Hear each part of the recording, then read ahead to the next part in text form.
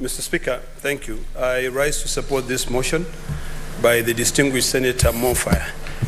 Mr. Speaker, the issue of food security is something which is very important, that I was hoping that all delegations, all 47 delegations would be here to discuss it in a very sober and progressive way.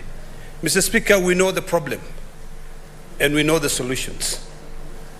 But because we are greedy and because we don't care to think about future generations, we don't give a hoot in hell.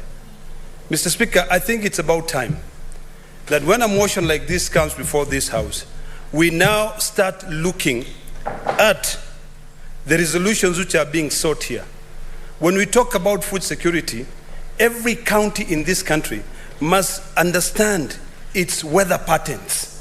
Mr. Speaker, yesterday I was talking to some of my workers and I was suggesting that we should start planting maize now. And most of them say, no. Even if the rains are here, we don't know about the sun when it comes to January. If my workers, who most of them do not have the education that a lot of people in the policy department have, can be able to understand the weather patterns, why can these so-called experts understand it better?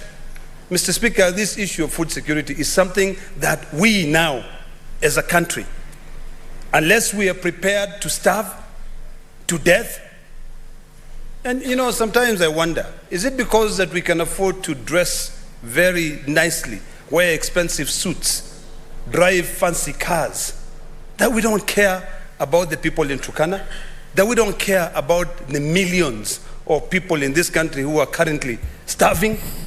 When you read from a motion like this, that over 950,000 pregnant mothers are now facing malnutrition, what do you think about the future of this country? As a country, Mr. Speaker, it is about time that we now start really asking questions and moving forward to be able to see solutions and to be able to follow the progress of these solutions coming in. Right now, every county government should be thinking about water reserves so that if all these rains come, and I did something other people will consider it very crazy. Recently, there was a path that goes through, the side of the road where I live. And I said, with these rains coming in, my dams are empty.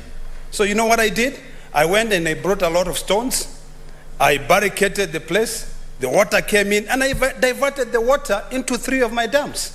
So tomorrow in January, when the rains don't come, I can still use that water to be able to irrigate my corn. So, Mr. Speaker, we need to be innovative. I do not subscribe to the school of thought that says that we must genetically modify the food for us to be able to survive in this country. I share that my views on GMO are advised by the research which is out there. I don't want our kids to be born, and I think we will be adjourning the House in the next 3 minutes to discuss that issue.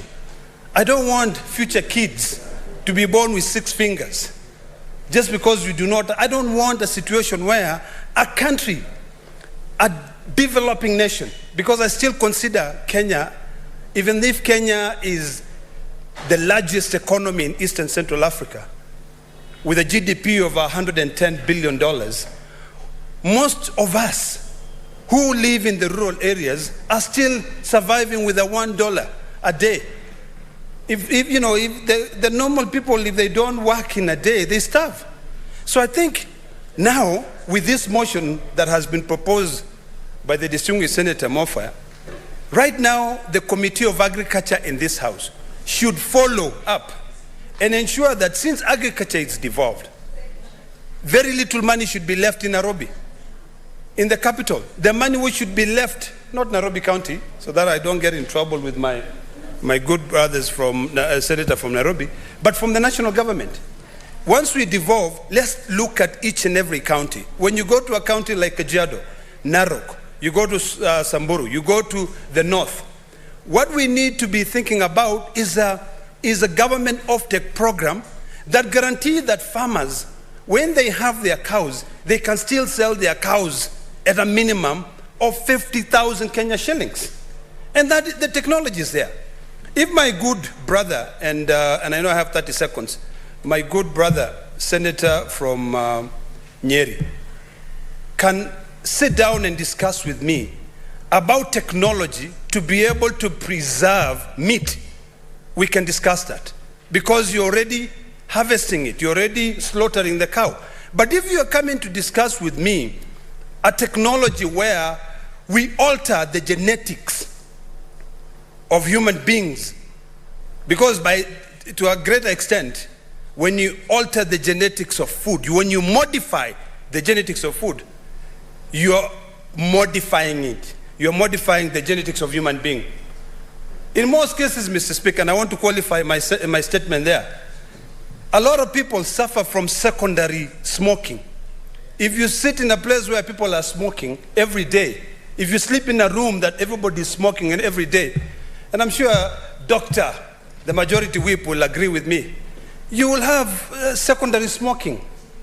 You know, you're not the one primarily smoking, but if you sleep in a room that someone has been smoking on a daily basis, you will end up suffering, Mr. Speaker. Mr. Speaker, I know the time is up and it's time for us to adjourn, but I wish that I can, because this is a matter which is continuing, the remaining minutes I can be able to have them later.